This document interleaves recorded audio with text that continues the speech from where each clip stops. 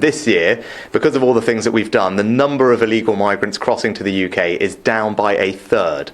Now, everyone told me that wasn't possible, but because we worked really hard, we're returning thousands of people to places like Albania. We've got the numbers down by a third already, but we're not going to stop there. That's progress, but I want to finish the job, and that means getting Rwanda up and running. I'm determined to do everything it takes to make that happen, and that means bringing forward emergency legislation that will declare that Rwanda is safe for these purposes. We've negotiated a new treaty with them, and we will make sure that domestic courts cannot block systemically our flights to Rwanda. And I've been also very clear that I won't let a foreign court stop us getting a flight off. That's my plan, and I'm going to work night and day to make it happen.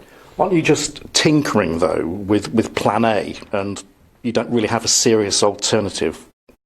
No, as I said, the progress we've made this year on tackling this issue is meaningful. The number of crossings are down by a third this year because we're working with other countries to crack down on the criminal gangs. We've returned 20,000 people to places like Albania, and that's why the numbers are down by a third. But I don't want to stop there. In order to finish the job, we've got to get the Rwanda Plan up and running. I will do whatever it takes to make that happen. People are sick of this merry-go-round. I want to end it. My patience is wearing thin like everyone else's. That's why our emergency legislation will make it crystal clear that Rwanda is safe for these purposes. It meets all the concerns that people have raised because of our new arrangement with them, and we want to stop any more domestic challenges to this programme. And I've also been clear that we won't let a foreign court stand in the way of us getting a flight off to Rwanda. It takes a long time, though, as you know, for legislation to get through Parliament. Would you call an election if the Lords block your plan? Well, it doesn't have to take a long time to get legislation through, and that's a question for the Labour Party. We're determined to get this through as quickly as possible. So the real question is, are the Labour Party going to stand in the way and stop this from happening, or are they going to work with us and support this bill so we can get it through as quickly as possible? I know that the British people want this problem gripped. I know the British people will want this new law to pass so we can get flights off to Rwanda. So really the question is for Keir Starmer and Labour Party, why don't they? Damien Green has said overruling laws is akin to Putin in Russia. This is not about overruling laws. This is about us meeting the concerns of the Supreme Court with our new treaty that we have been working on for a while in anticipation that this might happen. But our new laws will make it crystal clear that Parliament's view is that because of those arrangements, Rwanda is a safe country for us to be able to run this programme, and that there should be no more challenges domestically to that. I think that's what the British people want. Their patience has worn thin, as has mine. Everyone's frustrated with this problem. We've just got to now get past this gridlock. We've got to pass this new law, get flights off to Rwanda. That's what I'm going to do. When I said I was going to stop the boats, I meant it. You say everyone supports that. Why not take it to the country and ask them if they do? Well, I think people just want the problem fixed. That's what I'm here to do. And this year we've already got the numbers down by a third. That's because I've got new deals with the French, a new deal with Albania. We're working with Turkey and Bulgaria, multiple other countries. We're tackling the criminal gangs. We're cutting through the backlog. We're getting people out of hotels, saving taxpayers' money. And as I said, numbers down by a third shows real progress. People can see that I want to get this thing done. But in order to finish the job, we need to get Rwanda up and running. We can pass these laws in Parliament. That will give us the powers and the tools we need. Then we can get the flights off. And look, whether it's the House of Lords or the Labour Party standing in our way, I will take them on because I want to get this thing done and I want to stop the boats. One final poll question on the autumn statement. Here we are in a classroom. Expectations in maths, it says on the wall behind you.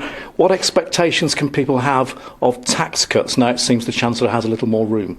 Well, the most important thing economically that's happened this week is that we met the pledge that I made to halve inflation. Now, of course, I know people are still suffering. They have been, so there's work to do. But that's an important milestone because inflation is like a tax. It makes everyone feel poorer. It puts the prices of things up, eats into your savings, your pensions, and that's why it was so important to halve inflation. I've delivered on that because I want to ease the burden on the cost of living for families. But that allows us now to see what other support we can provide. For example, this winter, pensioners will receive hundreds of pounds in extra support alongside their winter fuel payment to help them with energy bills because we know they're high. But look, this Conservative government has delivered. We are starting to ease the burden on the cost of living. There's work to do, and you'll hear more about that next week in the autumn statement.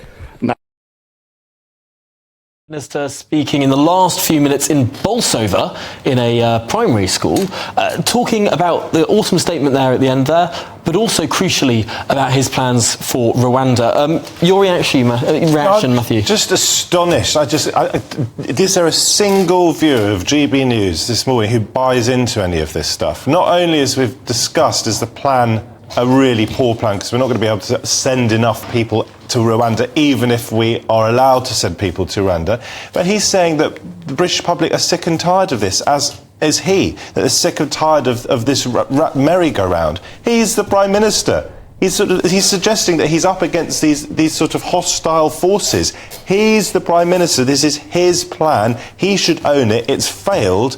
Get on and secure our borders, and you're not going to do that by flushing more and more taxpayers' money down the loo in a policy that won't work. He's the Prime Minister, but it has been the courts that have stopped him, not the House of Commons. He's been warned about that, and though, Tom. The big criticism here is it could be the House of Lords that stops his new legislation. He knew all this and would have been advised of all this when he came up with this flagship policy. This is a government that has been in power for 13 years. This is their main policy. He told us he would stop the boats. He keeps on saying now that he's stopped a third of the votes. That means he hasn't stopped 2/3 of the votes. No one is buying it. Dawn, do you think that sounded a bit like what we might hear from the general election campaign, saying, look, I tried to stop the votes, but the House of Lords stopped me, elect me so I can deal with this once and for all? I might be wrong here, you're the political journalist more than me, but if the House of Lords, if it does overrule it, there is a mechanism in place where the House of Commons, the elected, can overrule but the Parliament Act means that the House of Lords can delay for a year. Right. Now, that takes us to the next election. That's fine if it's at the start of a Parliament, but we're at the end of a Parliament now. No, absolutely. Look, I mean, a couple of things there. I thought he looked actually quite ill. I think he looks exhausted. I think he looks like he's not sleeping at the moment, and understandably the stress that he's under this week is beginning to tell, I think. I mean, this legislation that he keeps talking about, and sort of like, the European Court of Human Rights, and we are, not going to listen to the European courts anymore. It was a British court. There were British judges using British legislation that stopped the Rwanda Plan. So we are now going to legislate saying Rwanda is a safe country. How can the UK legislate that a foreign country is safe? Because we could do that for Gaza then, couldn't we? I mean, it's fine. Absolutely no problem with that. Gaza, we've legislated, it's fine.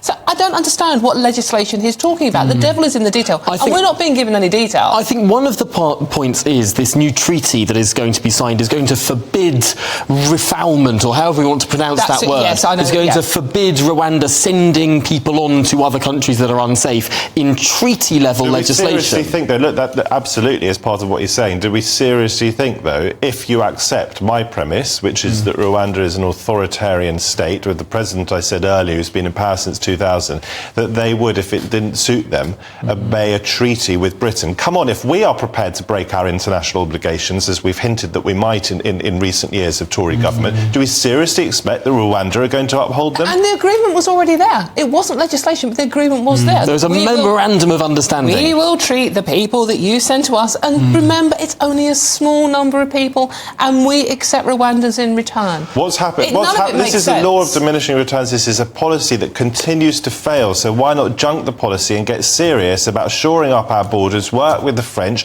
get more patrol boats out, be The Prime Minister might say he is doing that.